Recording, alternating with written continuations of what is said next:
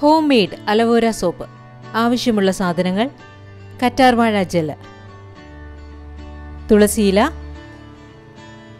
Vitamin E capsule, soap base. ഒരു ബൗളിൽ 3 table spoon അലവോര gel അല്ലെങ്കിൽ കറ്റാർവാഴ സത്ത് എടുക്കുക. അതിലേക്ക് അരിഞ്ഞെടുത്ത 5 തുളസിയില ഇടുക. തമ്മിൽ നന്നായി യോജിപ്പിക്കുക.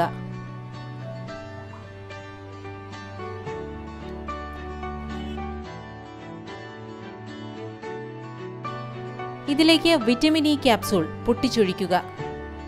വീണ്ടും നന്നായി ഇളക്കി യോജിപ്പിക്കുക.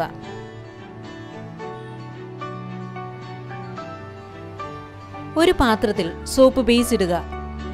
ഏകദേശം 2 സ്പൂൺ സോപ്പ് ബേസാണ് നമ്മൾ എടുത്തിരിക്കുന്നത്.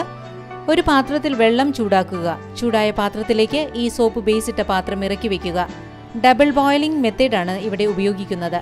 സോപ്പ് ബേസ് അലുത്തു വരുന്നതുവരെ ചൂടാക്കുക. അലുത്തതിന് ശേഷം അതിലേക്ക് നേരത്തെ തയ്യാറാക്കി വെച്ച ഈ മിശ്രിതം ഇടുക. നന്നായി ഇളക്കി യോജിപ്പിക്കുക. അതിനുശേഷം ഒരു പ്ലാസ്റ്റിക് പാത്രം എടുക്കുക. അതിലേക്ക് അല്പം ആൽമണ്ട് ഓയിൽ പുരട്ടുക. ശേഷം നമ്മൾ തയ്യാറാക്കി വെച്ച മിശ്രിതം അതിലേക്ക് ഒഴിക്കുക. നന്നായി തണുക്കാൻ അനുവദിക്കുക. ഫ്രീസറിൽ വെച്ച് തണുക്കാൻ അനുവദിക്കുകയാണെങ്കിൽ 40 മിനിറ്റ് നമ്മൾ തണുപ്പിച്ചാൽ മതി. അതല്ല പുറത്ത് വെച്ചിട്ടാണ് തണുപ്പിക്കുന്നതെങ്കിൽ ഏകദേശം ഒരു 2 മണിക്കൂറെങ്കിലും വേണം. 40 മിനിറ്റിന് ശേഷം ഇതെടുത്തൊരു പാത്രത്തിലേക്ക് മാറ്റുക. എളുപ്പത്തിൽ വീട്ടിലുണ്ടാക്കാൻ കഴിയുന്ന അലവോര സോപ്പ് റെഡി.